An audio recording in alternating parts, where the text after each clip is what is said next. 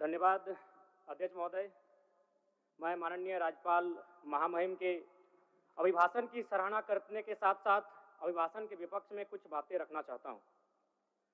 माननीय राज्यपाल के अभिभाषण क्रम संख्या 6 में केंद्र सरकार से 1,36,000 करोड़ वापस लाने की बात कही है और सही भी है, और हर एक राज्य को उसका बाकी पैसा मिलना चाहिए, उनका हक मिलना चाहिए।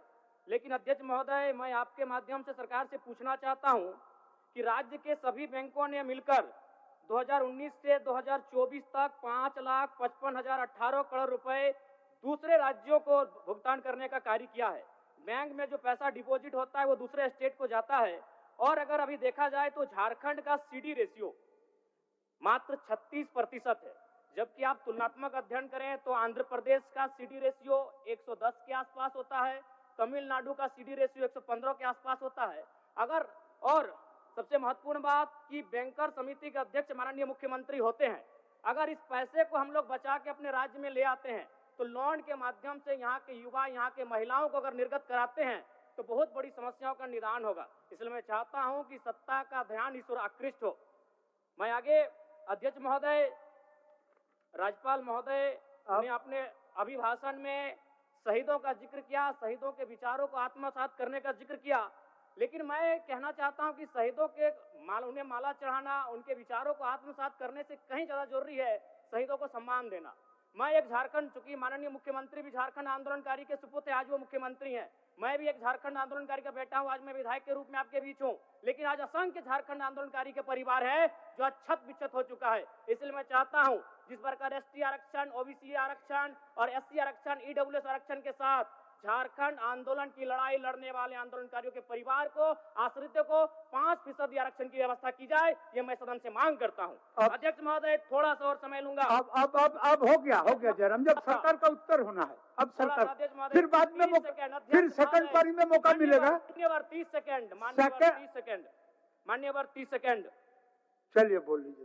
राज्यपाल महोदय के अभिभाषण में इको टूरिज्म डेवलपमेंट कॉर्पोरेशन निर्माण की बात कही है, जो कि सराहनीय है, और मैं चाहता हूं मेरे क्षेत्र में एक पारासनाथ में पुत्री गढ़ी आता है और डेलिया डैम आता है, उनका उस दिशा में भी डेवलपमेंट करने की दिशा में आगे बढ़ा जाए। और सबसे महत्वपूर्ण बात जो झारखंड के नाम में छुपा है, झाड़ और खंड, झाड़ यानी जंगल, खंड यानी जमीन भूभाग, ये एक बहुत बढ़िया संबोधन अभिभाषण रहा महोदय, जिसमें उन्होंने जीएम लैंड की जो रसीद 2017 में रोकी गई थी उसकी रसीद पुनः काटी जाएगी। लेकिन मैं साथ ही साथ यह भी चाहता हूं, क्योंकि झारखंड में जितने भी उद्योग स्थापित हैं, चाहे वो रांची का एचईसी हो, सिल्ली का हिंडाल्को हो, सरकार का उत्तर माननीय मुख्यमंत्री जी, यदि 20-25 वर्षों के बाद उन उद्योगों की जमीन खाली पड़ी है, माननीय मुख्यमंत्री को वापस कराई जाए, मैं आपसे ये मांग करता हूँ। धन्यवाद।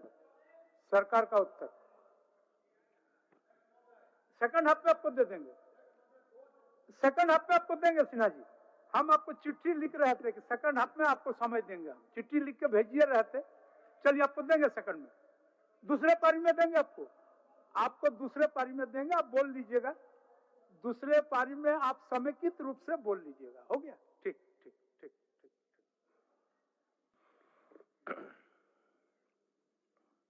अध्यक्ष महोदय, आज सदन में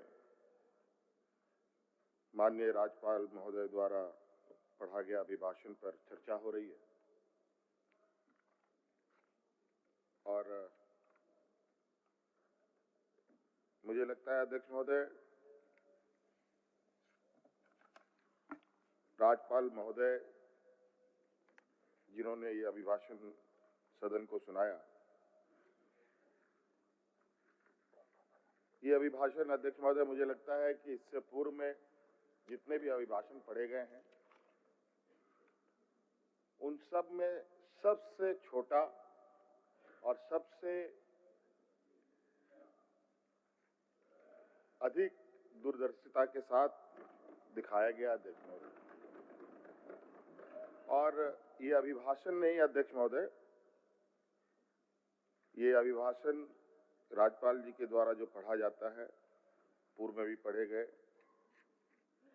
और इस बार भी पढ़ा गया, सदन को बताया गया। अध्यक्ष महोदय, ये अभिभाषण नहीं, ये सरकार का एक श्वेत पत्र होता है। और इससे बिल्कुल ये स्पष्ट है कि सरकार झारखंड के लिए क्या करना चाहती है और इस राज्य को किस दिशा में ले जाना चाहती है। हम सब जानते हैं अध्यक्ष महोदय, पूरा देश जानता है कि झारखंड देश का सबसे पिछड़ा राज्य है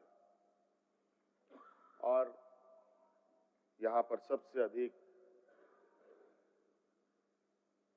आदिवासी, दलित, पिछड़ा, अल्पसंख्यक, किसान, मजदूर तबके के लोग वास करते हैं।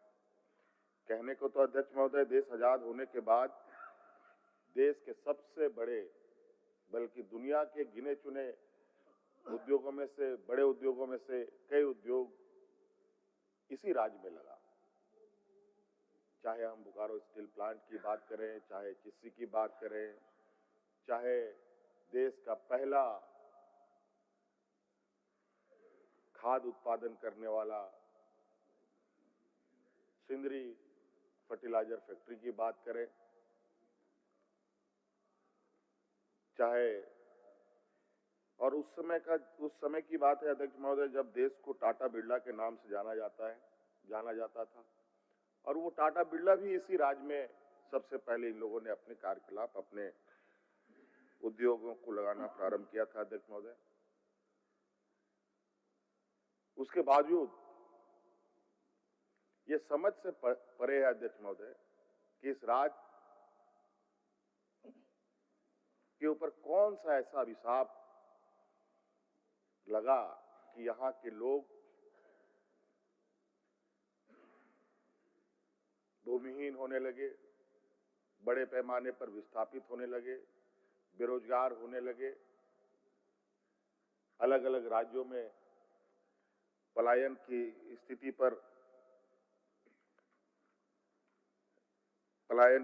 स्थिति बनी रही।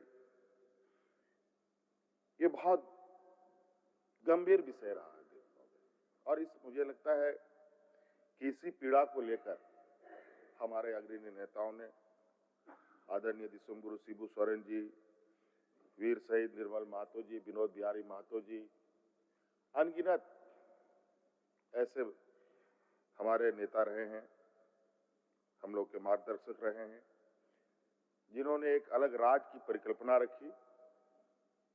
और ये भी हम सब जानते हैं, जब अलग राज्य की परिकल्पना रखी गई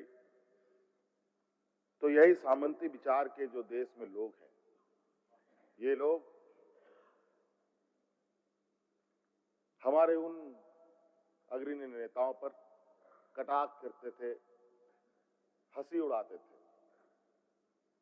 क्या ये आदिवासी लोग, माझी लोग अलग राज ले पाएगा? ये लोग तो हड़िया दारू पी करके पेड़ के नीचे पड़ा रहेगा। अध्यक्ष महोदय, हमें गर्व है उन महापुरुषों के ऊपर जिन्होंने अपना लक्ष्य को साधे रखा और एक लंबी लड़ाई लड़ी और अंतोगत्वा 2000 ईस्वी में जो लोगों को असंभव लगता था वो संभव करके दिखाया, अलग राज करके दिया। माननीय हमारे विपक्ष के लोग बराबर इस बात को कहते हैं कि आदरणीय अटल बिहारी वाजपेयी जी ने राज को अलग किया। ये बात सही है अध्यक्ष महोदय। अटल बिहारी वाजपेयी जी तत्कालीन प्रधानमंत्री थे, उन्होंने इस बात पर मुहर लगाई जरूर, लेकिन ये भी सत्य है अध्यक्ष महोदय कि गरीब, गुरुआ, किसान, मजदूर, इन सब लोगों को कोई हक, अधिकार उसके घर पे लाके नहीं देता है अध्यक्ष महोदय, उसके दरवाजे पे लाके नहीं देता है अध्यक्ष महोदय।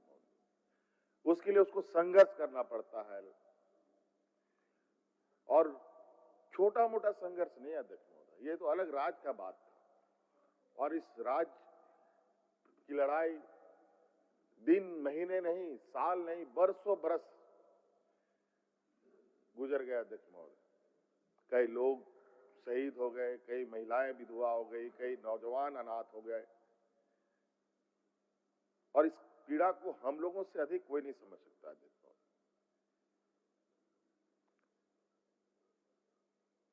2000 ईस्वी के बाद 2019 तक इस राज्य को क्या मिला अध्यक्ष महोदय? शायद 2019 में अगर हम लोग की सत्ता नहीं आती अध्यक्ष महोदय, मुझे नहीं लगता है कि इस राज्य को कोई बचा सकता था।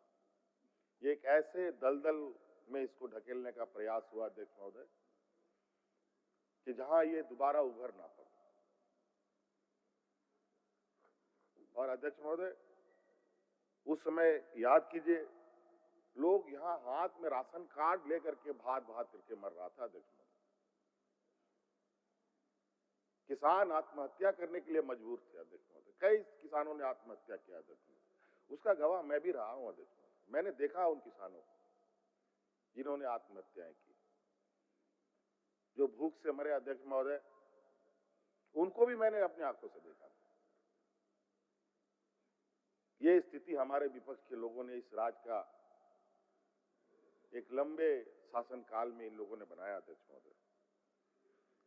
और अध्यक्ष महोदय, हम लोगों की सरकार 2019 में महागठबंधन की सरकार बनी और उस समय भी सरकार को सत्ता से बेदखल करने के लिए कई तरीके के हथकंडे अपनाए। मैं नहीं जाना चाहूंगा उस विषय पर, लेकिन उन वक्त का मैं कुछ विषय आपके सामने रखता हूं कि जो हम लोग चूंकि राजनीतिक क्षेत्र में है तो इन सब चीजों पर नजर रहती है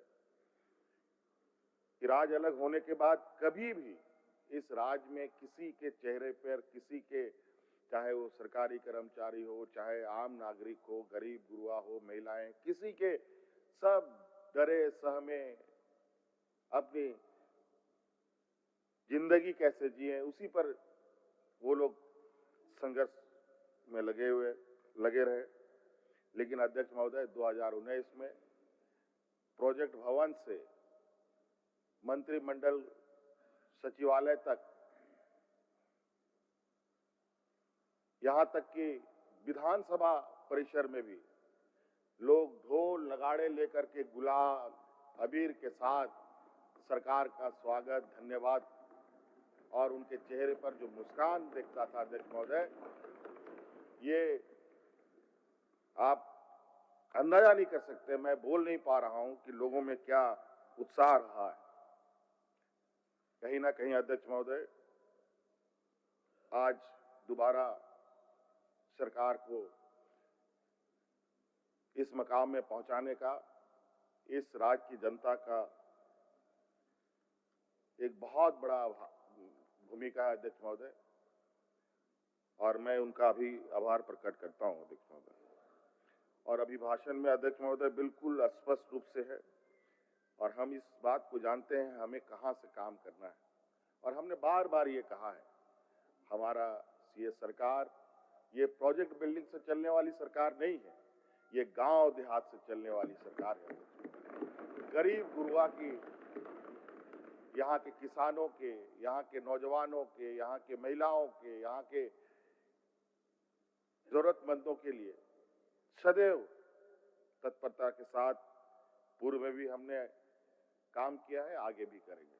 और हमारा ये मानना है अध्यक्ष महोदय, जब तक गांव की अर्थव्यवस्था, गांव के लोगों की आर्थिक स्वावलंबी नहीं बढ़ेगी तो राज्य को आगे बढ़ाना या राज्य के सर्वांगीण विकास की परिकल्पना करना व्यर्थ है अध्यक्ष महोदय। और हम जानते हैं अध्यक्ष महोदय, ये राज्य, कई राज्य अलग होते हैं अध्यक्ष महोदय।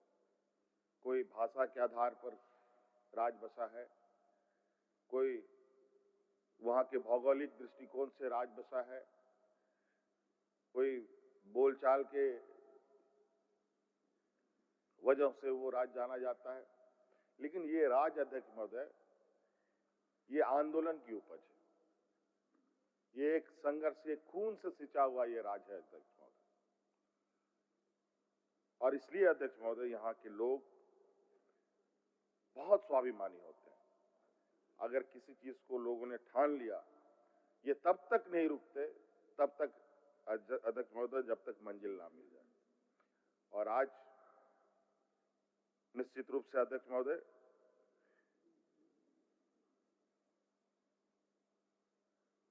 राज्यपाल महोदय के अभिभाषण में हमारा लक्ष्य स्पष्ट है। इस राज्य के हर वर्ग और जो हमारे शहीदों का सपना है उसको पूरा करने का हम लोग पूरी सरकार कटिबद्ध है अध्यक्ष महोदय। और आप देखेंगे अध्यक्ष महोदय, हम लोगों ने तो लगभग 2019 के सरकार के कार्यकाल में लगभग राज्य के सर्वांगीण विकास के नींव हम लोगों ने डाल दिए। अब उस पर बिल्डिंग खड़ा करने की आवश्यकता है अध्यक्ष महोदय। ये पूरा लगभग हम लोगों ने जो एक जमीनी स्तर का जो विषय है वो हमारे पहले ही तैयार है। और अब बहुत जल्द आप देखेंगे अध्यक्ष महोदय, चाहे शिक्षा के क्षेत्र में हो, स्वास्थ्य के क्षेत्र में हो, यहाँ के भूमिहीन के लोगों के विषय में हो, यहाँ के लोग जो रोजगार से संबंधित विषय है उसको लेकर हो, ये सभी चीजों के अवसर इतने बड़े पैमाने पे आने वाले समय में इस राज्य को मिलने जा रहा है अध्यक्ष महोदय। अध्यक्ष महोदय, क्योंकि अभिभाषण है, अभिभाषण पर हम अपनी बातों को रख रहे हैं और मैं बहुत बोलने के इच्छा में भी नहीं हूं, बल्कि कार्यों को लोगों के आंखों के सामने दिखाना हमारी पहली प्राथमिकता है, ताकि लोगों को ये पता चले कि आज हम लोगों ने कितनी लंबी लकीर इस राज्य के लिए खींचा है। बहुत सारे माननीय 7 बार, 8 बार, 9 बार, 10 बार यहाँ माननीय सदस्य लोग जीत के आए हैं अध्यक्ष महोदय। और परिवर्तन अगर कहीं दिखा है अध्यक्ष महोदय अलग राज्य होने के बाद, तो 2019 से परिवर्तन होना दिखा है। चाहे आधारभूत संरचना को लेकर हो, चाहे अध्यक्ष महोदय पर्यटन के क्षेत्र में हो, चाहे अध्यक्ष महोदय रोजगार सृजन को लेकर हो, और आज अध्यक्ष महोदय हमारे,